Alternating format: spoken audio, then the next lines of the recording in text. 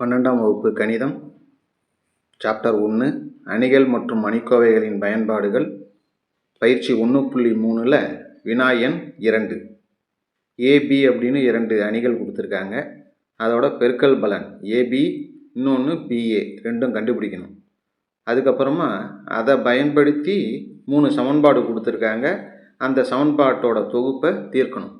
X Y இசட்டோட மதிப்பை கண்டுபிடிக்கணும். முதல்ல ஏபி கண்டுபிடிக்கிறோம். ஏபி அப்படின்னா ஏயை முதல்ல எழுதி அதுக்கப்புறமா பி எழுதிக்கிறோம். இந்த ரெண்டுத்தோட பெருக்கல் சாதாரண அணி பெருக்கல்.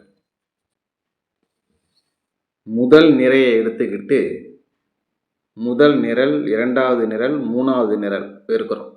முதல் நிறையை எடுத்து பெருக்கி வர ஆன்சரை முதல் நிறையில் மட்டும்தான் எழுதணும். ரெண்டாவது நிறையை எடுத்து பெருக்கும்போது வர ஆன்சரை ரெண்டாவது நிறையில் தான் எழுதணும். மூணாவது நிறையை எடுத்து பெருக்கும்போது கிடைக்கிற ஆன்சரை மூணாவது நிறையில் தான் எழுதணும். அதை கவனத்தில் வச்சுங்க. இப்போ நம்ம முதல் நிறையை எடுத்து நிரல் 1, நிரல் 2, நிரல் 3 தடவை பெருக்க போகிறோம்.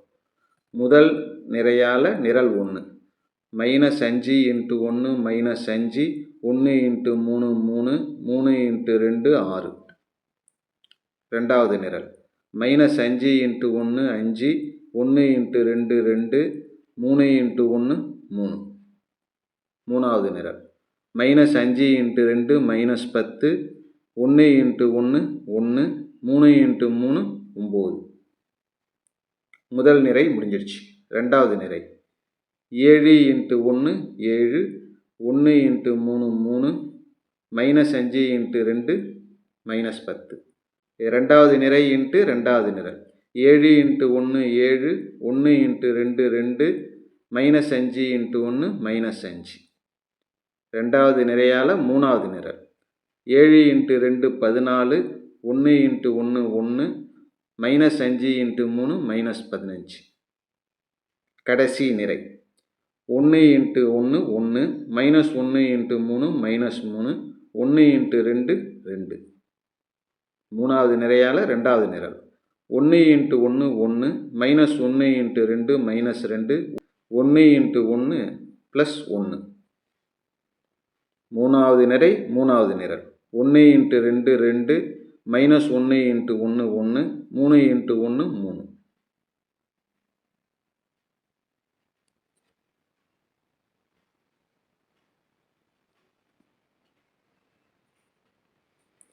ஆறு 3 9 9ல் 5 போயிடுச்சுன்னா 4. 5 - 5 0 10 - 10 0 10 10 - 10 0. 7 2 9 9ல் 5 போயிடுச்சுன்னா 4.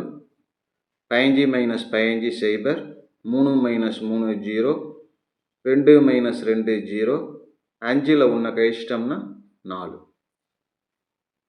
எல்லாத்துலேயுமே ஒரு 4 பொதுவாக வெளியில் எடுத்துரும். 4 வெளியில் எடுத்துட்டோம்னா 4 இருக்கிற இடத்துலலாம் 1ன்னு வந்துடும். 4 எங்கெங்கே இருக்கோ அங்கெல்லாம் 1. ஏபிசி = இதுக்கு பேர் என்னன்னா ஐ, அலகு அணி ஐ. 3 நிரை 3 நிரல் இருக்கிறதுனால I3. அடுத்தது பிஏ. பிஏ அப்படின்னா பிஏ முதல்ல எழுதி அடுத்தது ஏ எழுதணும். பிஏ எழுதியாச்சு. அதை சாதாரணமாக பெருக்கல். முதல் நிறையால் முதல் நிரல், ரெண்டாவது நிரல், மூணாவது நிரல். முதல் நிறையால் பெருக்கிறோம். 1 × -5 -5 1 × 7 7 2 × 1 2. அடுத்தது ரெண்டாவது நிரை. முதல் நிறையால் இரண்டாவது நிரல் 1 × 1 1 1 × 1 1 2 × -1 -2. மூணாவது நிரை. முதல் நிறையால் மூணாவது நிரல் 1 × 3 3 1 × -5 -5 2 × 1 2. முதல் நிரை முடிஞ்சிருச்சு. அடுத்தது ரெண்டாவது நிரை நிரல் 1 நிரல் 2 நிரல் 3. இதால் ரெண்டாவது நிறையால் இப்போ பெருக்க போகிறோம். 3 × -5 -15 2 × 7 14 1 × 1 1 3 × 1 3 2 × 1 2 1 × -1 -1 3 × 3 9 மூணாவது நிரல் 3 × 3 9, 2 × -5 -10, 1 × 1 1. ரெண்டாவது நிறை முடிஞ்சிடுச்சு. கடைசி நிறையால் மூணுத்தையும் பெருக்க போகிறோம். 2 × -5 -10, 1 × 7 7, 3 × 1 3. மூணாவது நிறையால் ரெண்டாவது நிரல். 2 × 1 2, 1 × 1 1, 3 × -1 -3. மூணாவது நிறை மூணாவது நிரல். 2 × 3 6, 1 × -5 -5, 3 × 1 3. 7 2 9, 9ல் 5 போயிடுச்சுன்னா 4. 2 - 2 0, 5 - 5 0, 15 - 15 0, 5 - 1 4, 10 - 10 0, 10 - 10 0, 3 - 3 0, 9 - 5 4. 4 வெளியில் எடுத்துறோம். 4 வெளியில் எடுத்துட்டா 4 இருக்கிற இடத்துலலாம் 1 வந்துடும்.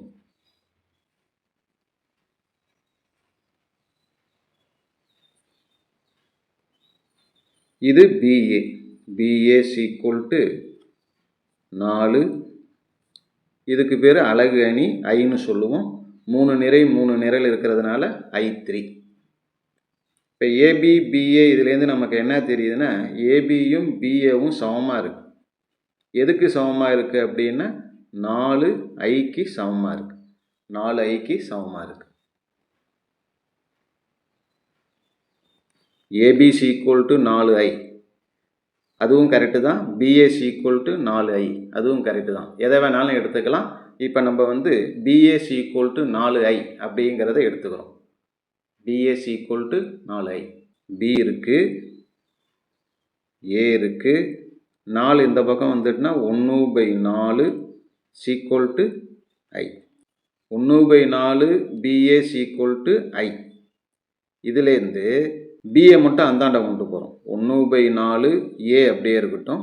பிஏ அந்த பக்கம் கொண்டு போனால் பியோட பவரில் -1ன்னு வரும். பி இன்வெர்ஸ், அதாவது பியோட நேர்மாறு.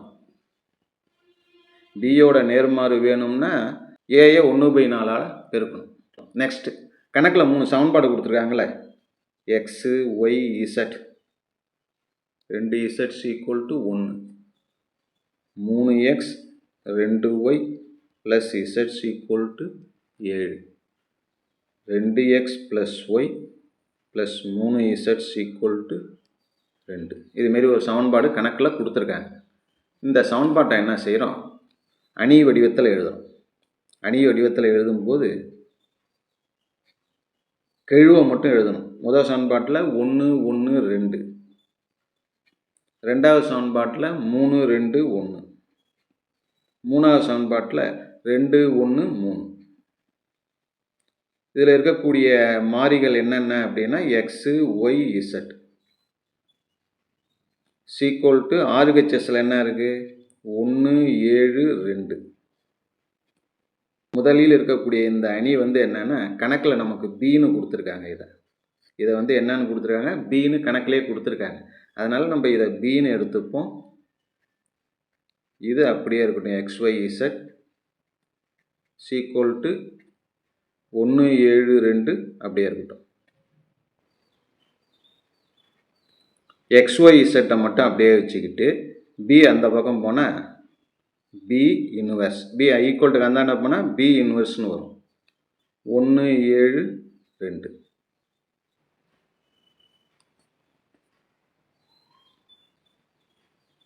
X Y Z = P inverse. P inverse அப்படிங்கிறது என்ன இருக்குது பாருங்கள். பி இன்வெர்ஸ் அப்படிங்கிறதுக்கு பதிலாக என்ன எழுதலாம், 1/4 ஏ. அதை எழுதிடலாம். பி இன்வெர்ஸுக்கு பதிலாக 1/4 × ஏ 1 7 2. 1/4. அப்புறம் ஏ இருக்கு இல்லையா, ஏங்கிறது கணக்கிலே கொடுத்துருக்காங்க. அதை எடுத்து எழுதிப்போம். -5 1 3, 7 1 -5, 1 -1 1. இதுதான் ஏ. இதுக்கு பிறகு இந்த 1 7 2 எழுதிக்கிறோம். இதை ரெண்டுத்தையும் பெருக்கினோம்னா நமக்கு தேவையான ஆன்சர் கிடைச்சிடும். 1/4 முதல் நிறையால் நிரலை பெருக்க போகிறோம். -5 × 1 -5, 1 × 7 7, 3 × 2 6. முதல் நிறை முடிஞ்சிடுச்சு. ரெண்டாவது நிறை 7 × 1 7, 1 × 7 7, -5 × 2 -10. ரெண்டாவது நிறை முடிஞ்சது. மூணாவது நிறையால் பெருக்கிறோம். 1 × 1 1, -1 × 7 -7, 1 × +2 +2. 1/4. இதை சுருக்கிக்கிறோம். 6ல் 5 போய்ட்டுனா மிச்சம் 1, 1 + 7 8, 7 7 14, 14ல் 10 போயிடுச்சுன்னா மீதி 4, 1 2 3, -7ல் 3 போயிடுச்சுன்னா -4.